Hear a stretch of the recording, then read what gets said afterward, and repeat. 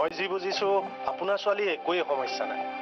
মাক ঘৰলৈ ঘূৰি আহিলে আপোনাৰ ছোৱালী সম্পূৰ্ণৰূপে সুস্থ হৈ উঠিব। কিন্তু মিছেছ দুৱৰা ঘৰৰ পৰা নোহোৱা হোৱাৰ আচল ৰহস্যটো কি সেইটো ভাবিহে মই আচৰিত হৈছোঁ। একো নাজানো ডক্টৰ। এফালে এওঁৰ এইটো অৱস্থা, আনফালে ছোৱালী। তাইক মই অকলে এৰিব নোৱাৰো। আপোনাৰ ছোৱালীক লৈ চিন্তা কৰিবলগীয়া একো নাই। পাৰিলে আপুনি আপোনাৰ মিছেছৰ বিচাৰ খোচাৰ কৰক। আৰু এই অৱস্থাত আপোনাৰ ছোৱালীৰ একমাত্ৰ ঔষধ হৈছে নিজৰ মাকক বিচাৰি পোৱাটো। পুলিচক খবৰ দিছো, হয়, কিন্তু কোনো ফালৰ পৰা একো উপায় পোৱা নাই। বাৰু বৰ্তমান মই গৈ থাকোঁ। হয়, কিবা প্ৰব্লেম হ'লে মোক ফোন কৰিব। Thank you doctor. ঠিক আছে, আহোঁ। হয়।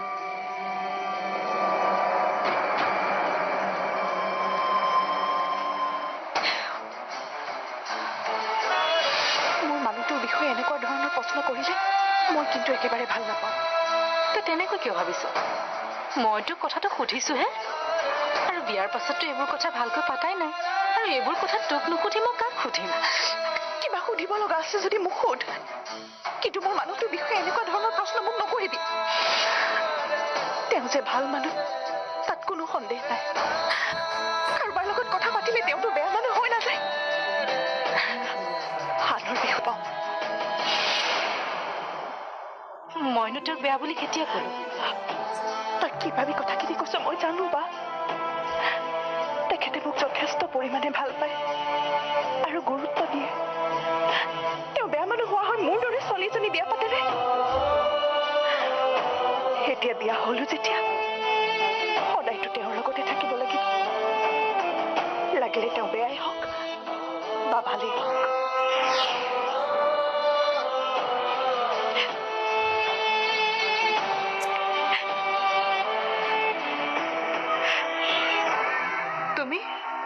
তুমি আকৌ মোৰ ওচৰলৈ কিয় আহিছা? তুমি এনেকৈ ইয়াত বহি কিয় কান্দিব লগা হ'ল তাৰ উত্তৰ বিচাৰি। কথা, তুমিতো তোমাৰ ভনীয়াৰাৰ ওচৰলৈ গৈছিলা।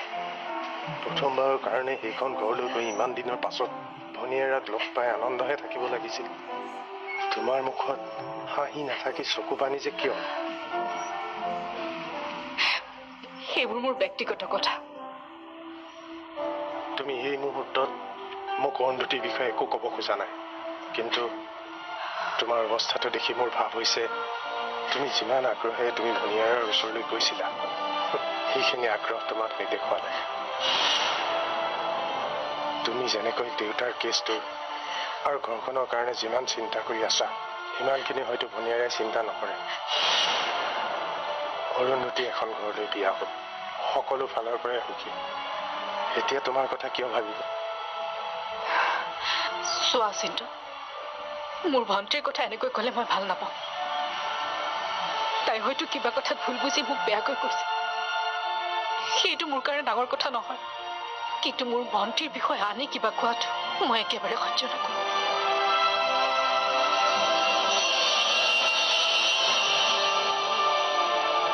যিজনী ছোৱালীয়ে মাকৰ অভাৱ নোহোৱাকৈ অৰুন্ধতীক ডাঙৰ কৰিলে, তাইকে আজি অৰুন্ধতীয়ে বেয়া ব্যৱহাৰ কৰিলে কিয়? ধনী মানুহৰ ঘৰলৈ বিয়া হৈ গৈ এয়া নতুন ধনী হোৱাৰ অহংকাৰ নহয়তো।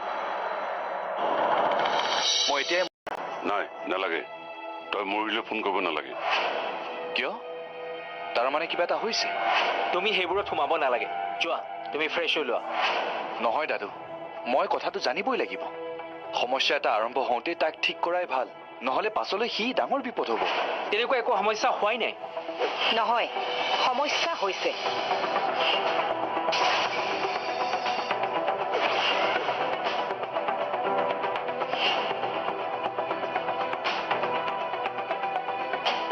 কথাবোৰ বাবাক কোৱাৰ প্ৰয়োজনো আছে। জেঠাই, তই কথাবোৰ জানিব লাগিব। আমি সকলোবোৰ কথা বোৱাৰীৰ আগত ক'ব নোৱাৰো নহয়। আমি কোৱাতকৈ তই কথাবোৰ ক'ব লাগিব। তেতিয়াহে যদি এইখন ঘৰ ঘৰ হৈ থাকে। অৰুন্ধতী? তই অৰুন্ধতীক বিয়া পাতি আনোতে আমি তাই এনেকুৱা বুলি ভবাই নাছিলো। এতিয়াহে জানিছো তাই কেনেকুৱা। তই অকণমান মনে মনে থাকচোন। কিয় দেউতা? কথাবোৰ সদায় লুকুৱাই ৰাখিলে কথাবোৰে কেতিয়াবা সম্পৰ্কৰ ওপৰত আউল লগাব। এনেকুৱাতো নহয় আমি বাৰে বাৰে অৰুন্ধতীক বুজোৱাতকৈ বাবাই তাইক কথাবোৰ কওঁ। কিন্তু জেঠাই, কি হৈছে মোক কচোন। তহঁতে মোৰ পৰা একো কথা লুকুৱাব নালাগে। কি হৈছে ক? নে মই ক'ৰবাত কিবা ভুল কৰিছো? আজি ময়ূৰী প্ৰথম আমাৰ ঘৰখনলৈ আহিছিল আৰু আজি অৰুন্ধুতে বায়েকৰ আগত আমাৰ ঘৰৰ কথা ক'ব নালাগে নহয়। মই আহিছো দিয়ক। কিয় একো নোখোৱাকৈ যাবানে? এতিয়া একো নাখাওঁ, আপোনালোকে বেয়া নাপাব। মই আকৌ ভোগজান পাবগৈ লাগিব। কিন্তু মই এতিয়া গৈ থাকো, আপোনালোকক দিগদাৰি দিবলৈ আৰু কেতিয়াও নাহো।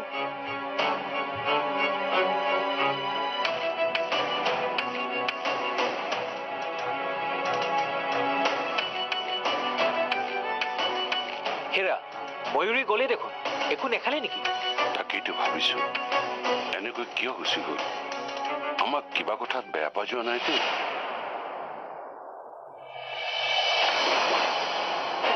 ময়ূৰী, কেতিয়া আহিছিলা? গৃহস্থী ঘৰ এখনত কিবা কিবি খুটি নাতি থাকিব পাৰে, সেইবুলিতো আমি বোৱাৰীজনীক বেয়া নাপাওঁ। এইখন ঘৰৰ নীতি নিয়মবোৰৰ কথা সেইবোৰতো তাইক শিকাবই লাগিব। তাতেই যদি তাই আমাক ভুল বুজি বেয়া পায়, আমাৰ ঘৰৰ কথাবোৰ বায়েকৰ আগত লগাই, সেয়া জানো এজনী ভাল বোৱাৰীৰ লক্ষণ হ'ব পাৰে? কি? অৰুন্ধতী আমাৰ ঘৰৰ সকলো কথাখিনি বায়েকৰ আগত কৈ দিছে? মোৰতো এনে লাগে বায়েকৰ আগত এইবোৰ কথা জনাবলৈকে অৰুন্ধতীয়ে তাইক ফোন কৰি গুৱাহাটীলৈকে মাতি আনিছে। মই বৰ লাজ পাইছো। অৰুন্ধতীয়ে বায়েকক মাতি অনা বুলি তই কিয় কলি? মই অনুমানতে কৈছো দেউতা, নহলে আলহী এনেকৈ গুচি যায়নে? কিবা যদি কবলগীয়া নাই, তেতিয়াহলে অৰুন্ধতীয়ে বায়েকক ভিতৰলৈ মাতি নিব কিয়?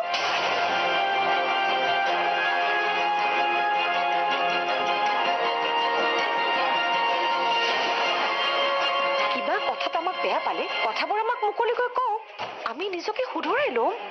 এনেকৈ আনৰ আগত আমাৰ ঘৰৰ কথাবোৰ কোৱাটো কিন্তু মোৰ মুঠেই পচন্দ নহয়। চা বাবা, মই তোক কাজিয়া কৰিবলৈ কথাবোৰ কোৱা নাই, তই তাইক বুজাবলৈহে মই কথাবোৰ কৈছো। বুজিছো। সেইকাৰণে ময়ূৰীয়ে আমাৰ ঘৰৰ পৰা কান্দি কান্দি ওলাই গৈছিল আৰু মোক দেখাৰ পাছতো মাত এষাৰো নিদিলে।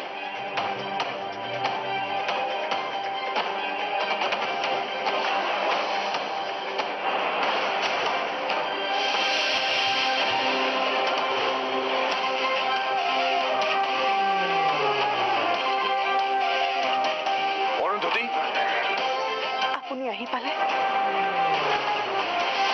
ব'লা, তোমাৰ বিচাৰ আছে।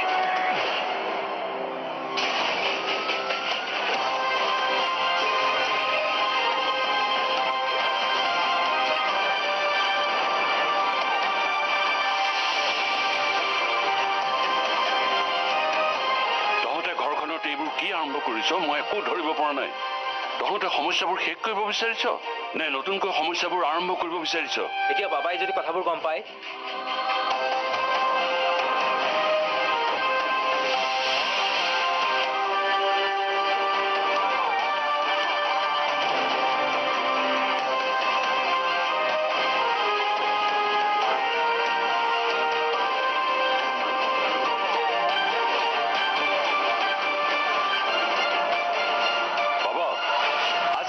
প্ৰশ্নৰ উত্তৰ সকলোৰে আগত দিব লাগিব। কিছুমান কথাত মোৰ ঘৰৰ মানুহে তোমাক বেয়া পাইছে। তুমি এইখন ঘৰলৈ অহা দুদিন হৈছেহে, এইকেইদিনতে তুমি মোৰ ঘৰখনৰ কথা আনৰ আগত ক'বলৈ অধিকাৰ ক'ত পালা? তই এইবোৰ কি আৰম্ভ কৰিছ? ককা, তুমি মোক বেয়া নাপাবা। মই নিজেও কিছুমান কথাত অৰুন্ধতীক বেয়া পাই আছো। এনেকৈতো সদায় অশান্তিত থাকিব নোৱাৰি। গতিকে কথাবোৰ স্পষ্টকৈ কৈ দিয়াৰ প্ৰয়োজন আহি পৰিছে। কোন শুদ্ধ কোন ভুল সকলোৱে জনাটো দৰকাৰ।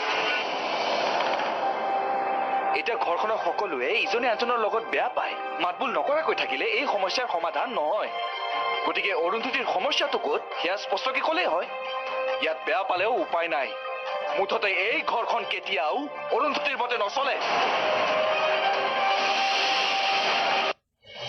সমস্যাটো ক'ত সেয়া স্পষ্টকৈ ক'লেই হয়। ইয়াত বেয়া পালেও উপায় নাই। মুঠতে এই ঘৰখন কেতিয়াও অৰুন্ধতীৰ মতে নচলে।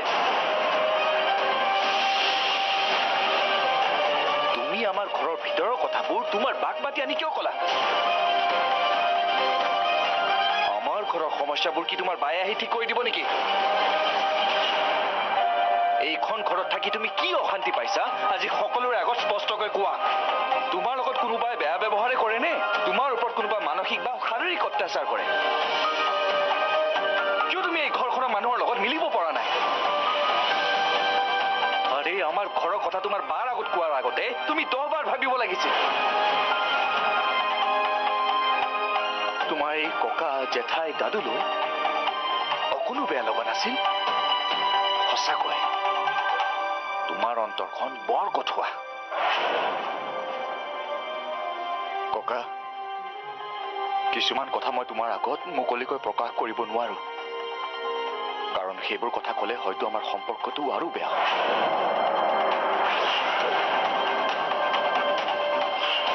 কিন্তু সঁচা কথা ক'বলৈ গ'লে কিছুমান কথাত মই অৰুন্ধতীক বেয়া পাই আছো।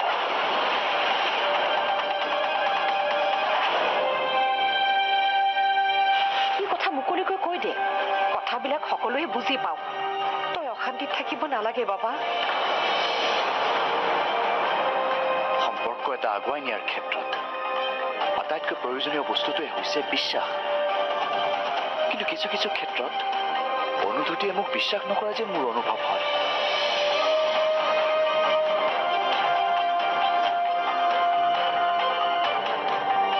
হেৰ, বিয়া হোৱা কেইদিন হৈছিলনো? সন্দেহ কৰিবৰ হলেই নে?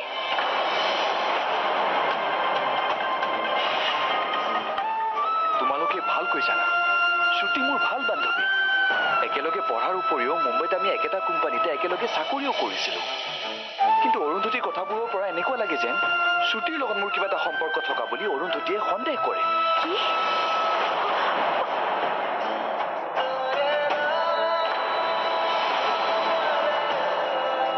মই অৰুন্ধতীক শ্বিলঙলৈ লৈ গৈছিলো।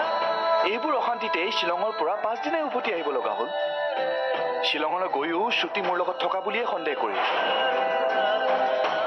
তোমালোকে নিজে দেখিছিলা, আমি শ্বিলঙৰ পৰা উভতি অহাৰ আগতে শ্ৰুতি আহি আমাৰ ঘৰত বহি আছে। এতিয়া হয়তো অৰুন্ধতীৰ মনত প্ৰশ্ন হয় যে যদি শ্ৰুতি ঘৰতে আছিল তেতিয়াহ'লে মাক নোহোৱা হোৱা কথাটো শ্ৰুতিয়ে কেনেকৈ জনা নাছিল? সেইফালৰ পৰাতো শ্ৰুতি আমাৰ লগত শ্বিলং যোৱা বুলিয়ে সন্দেহ কৰিব। সন্দেহ কৰিবলৈ বাকী আছেনে? তই শ্বিলঙলৈ যাওঁতে লগত লৈ যোৱা বুলি সন্দেহ কৰি কথাবোৰ আমাৰ আগত কলি। লগতে অৰুন্ধতীক শ্ৰুতিৰ আগৰ পৰা হাতত ধৰি লৈ অহা বুলিও আমাৰ আগত কৈছে। হয়নে নহয় ককাক সোধ। মই আকৌ মিছাকৈ কোৱা বুলি ভাবিব পাৰো